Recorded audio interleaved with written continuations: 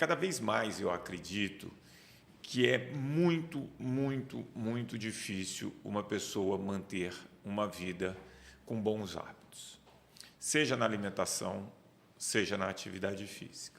Por quê? Porque o nosso corpo ele foi projetado para funcionar com movimento, né? Então, se você pegar o nosso código genético, ele está ali programado para funcionar com movimento. Se você for do pediatra ou geriatra, todo mundo passando por cardiologista, oncologista, psicólogo, vai indicar o exercício físico. Só que esse exercício físico, ele sempre foi feito por uma necessidade de sobrevivência. Na alimentação, nessa evolução da espécie, a gente sempre teve restrição, pouco alimento, pouca oportunidade de alimento. A gente não sabia quando era a próxima refeição.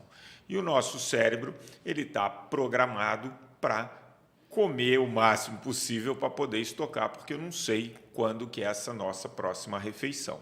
Então, a gente tem estudos clássicos de pipoca em cinema, pratos de sopa, onde você vê que se você aumenta a porção, a pessoa come muito mais do que a necessidade. E a gente vive num meio ambiente hoje onde você tem uma oferta de alimento muito grande, você tem uma tecnologia absolutamente desenvolvida que nos tirou o movimento do dia a dia, e aí você tem um meio ambiente jogando contra. Então, eu costumo dizer que se numa sala de aula eu tenho 30 alunos e 2 vão mal, eu vou conversar com esses alunos que provavelmente eles têm um problema. Agora, se eu tenho 30 alunos na sala de aula e 23, 24 estão indo mal, tem um problema muito grande de meio ambiente.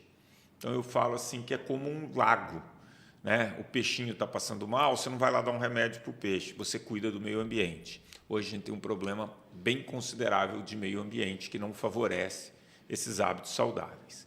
E aí a gente vai detectando dietas que são melhores, atividades físicas que são mais benéficas ou mais incorporadas, e existe uma criação inesgotável de dieta desde, sei lá, final dos anos 80, mas acho que sempre foi do ser humano tentar essas manobras muito radicais que acabam que em 2 anos, menos do que 8% conseguem um peso menor do que o inicial. Dentre essas dietas, aparece a Mediterrânea. Então, eu queria que você falasse da dieta mediterrânea. Olha, Márcio, concordo com tudo que você falou. Quer dizer, o nosso grande desafio é tratar as questões do excesso do consumo calórico, o baixo gasto calórico, esse mundo confortável com aporte de calorias, né? Eu digo, não é nem de nutrientes, mas de calorias, as pessoas comendo fazendo escolhas equivocadas, comendo comidas que dão conforto emocional. Nós temos um problema sério, uma pandemia que não vai embora, que é a obesidade.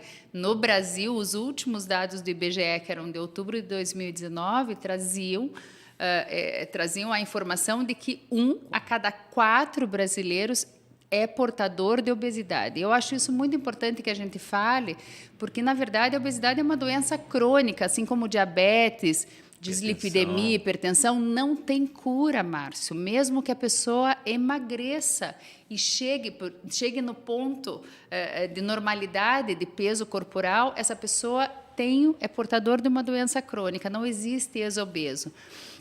O que existe é uma pessoa que controlou a doença, e se ela voltar a se comportar da maneira que havia se comportado para desenvolver a obesidade, ela terá a recidiva da doença, assim como acontece com o diabetes, com a hipertensão. Se deixar de tratar, voltam os sintomas. Mas nós temos um outro dado muito importante do IBGE de 2019, porque daí na pandemia nós não tivemos esse tipo de pesquisa, e agora vamos ter dados agora que devem sair nos próximos meses aí. 61,7% dos brasileiros estão com sobrepeso. Então, nós temos aqueles 25,9% que são os que estão portadores de obesidade, mas temos praticamente 30% da população brasileira que ainda não é portador de obesidade, ainda não é obeso, ainda não é um doente crônico, mas está em sobrepeso. E essas pessoas estão em sobrepeso justamente por conta disso que você falou.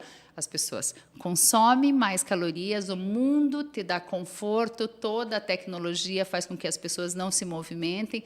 Nós somos herdeiros genéticos daquelas populações que passaram pelas penúrias do mundo, pela guerra, pela fome, etc. Então, somos herdeiros genéticos, não é nem só o nosso cérebro. Sim. Nós somos feitos e todo o nosso metabolismo, quando a gente estuda a fisiologia, o metabolismo, as vias metabólicas, nós vemos que o nosso organismo é um organismo todo preparado para armazenar gordura, armazenar energia na forma de gordura para gastar depois no momento em que você não tem a comida. O problema é que hoje a gente tem comida o tempo todo e temos conforto o tempo todo. Então, o que eu digo com relação à dieta, este nome dieta, as pessoas, quando se propõem a fazer uma dieta, imaginam que a adotarão por um curto espaço de tempo. E esse é o primeiro sinal e o primeiro passo para o insucesso, porque dieta deve ser algo que a gente adota como hábito alimentar para a vida. Então, eu digo sempre que a pessoa está fazendo mudanças no hábito alimentar, fazendo uma dieta, seja ela qual for. Se ela se perguntar no fim do dia, eu consigo viver assim o resto da vida? Se a resposta é não, essa dieta está mal eleita, ela está mal escolhida. Ela não está bem ela indicada não está indicada para aquela pessoa, porque essas indicações são absolutamente pessoais, assim como a atividade física, não é, Márcio? Tem pessoas que adoram correr, tem outros que gostam de dançar, tem outros que gostam de fazer atividade coletiva e outros gostam de fazer atividade física sozinhos, solitários. Então, você tem que respeitar essas questões de individualidade, não só bioquímica, como individualidade emocional de cada um. Então, no caso da dieta, dieta é um nome que fala que classifica os padrões alimentares.